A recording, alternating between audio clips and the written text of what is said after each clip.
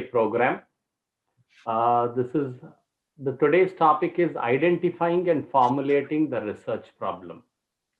Though it looks very simple that you give out one idea from your brain and that becomes your title, search something about it.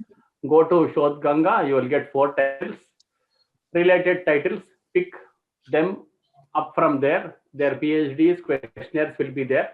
Their research problem will be there. Review of literature already readily available. Do some modification, you will get your thesis.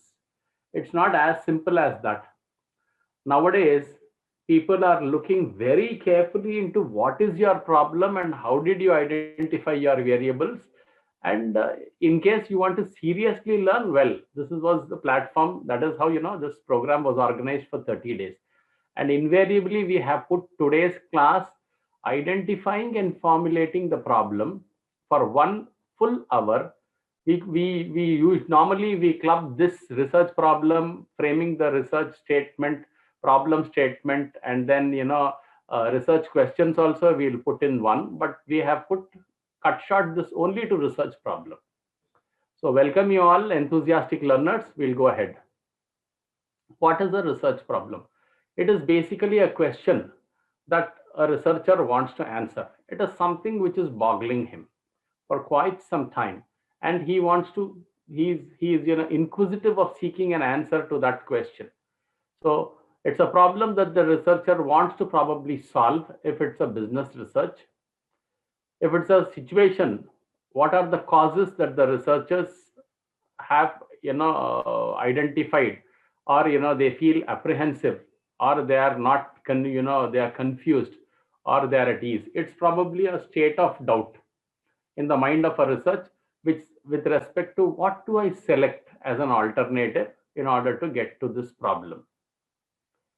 If you look little more detail, a research problem is not a term associated with difficulty. Please remember this. A research problem is not your difficulty, and it refers to certain unsolved questions that arose in the mind of the researcher and for which he is tempted to go ahead with the research. Whenever you look at this thing, I remember Swami Vivekananda's statement. When you have a problem, don't run away from the problem. Running away from the problem is not the solution to the problem. Facing the problem is, only the solution to the problem. Once Swami Vivekananda was going back to his home after his play as a small kid, and a dog was chasing him. And Vivek was running. His mother was waiting for the child. She was just outside the house, and then suddenly she saw that Vivek is running and a dog is chasing him. She said, "Vivek, stop there. Face the brute." When suddenly Swami Vivekananda turned around, the dog stopped. When you run away, problem will be chasing you. When you turn around and ready to take the problem, then probably, you can really go ahead and identify what is that problem. Can I solve it or not? Some questions would be solved here. If you look here in the research process, madam might have taught you the 7 golden steps of research. The first step here is the research problem. And in the research problem, we will be looking into greater detail about a research problem today. We have invariably put it after review of literature because of certain things which I had explained in my previous classes as well. I will not stitch a shirt if for someone unless I see whether the cloth is enough or not. Somebody gets a cloth. What will the tailor first do?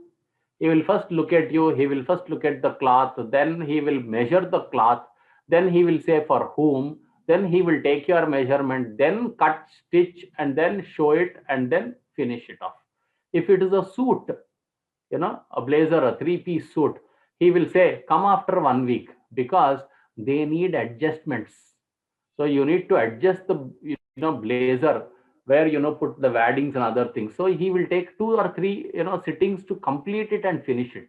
So your review of literature should be done first.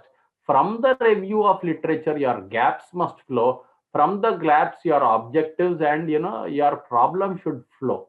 That is how we have put this as day 6.